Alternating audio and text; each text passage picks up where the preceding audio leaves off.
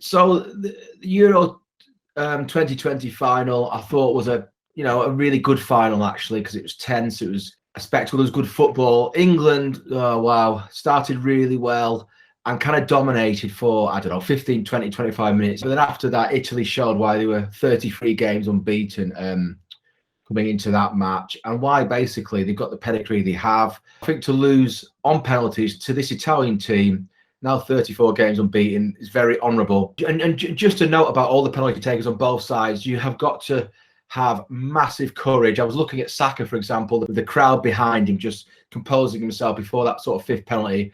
Him, Sancho, Rashford, and all the penalty takers for England and Italy, very courageous. So I admire them. Italy are the champions of Europe.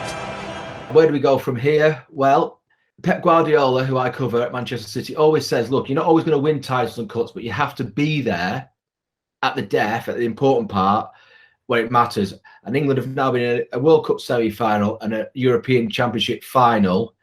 They're starting to be there. They have to be like Italy, Spain, Brazil, Argentina. When we talk about World Cup, always in the shake-up, semi-finals, finals, threats. So it's progress. This was England's first major final for 55 years, and only its second ever.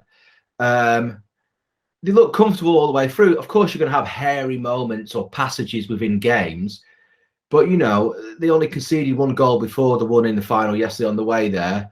Look at this squad. If a player like Jadon Sancho can't get a regular start for England, that shows how strong we are. Put it on the way around, he could have been starting regularly, and maybe Saka could have been the one missing out. All through the team, the progress, the development.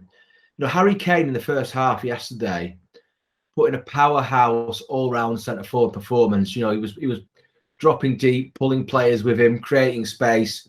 His touch, just the way he bossed it. We shouldn't underestimate this. I'm 49. Until this Southgate England team, I'm used to England teams basically falling apart a little bit or fumbling, when they come up against proper teams, in proper tournaments. Not anymore. The Qatar World Cup is only 18 months away, so this team more or less will be intact. There'll be some changes, there always are, but the future is very rosy. I'm disappointed for the players, for the manager, for fans, for my children who watched it last night. But I'm optimistic. It was a beautiful tournament, and England, they contributed. They got to the final. It was a massive plus, I think, all round. Please remember, our Euros coverage was possible thanks to supporters like you. If you value independent sports journalism, please consider making a contribution today. Thank you.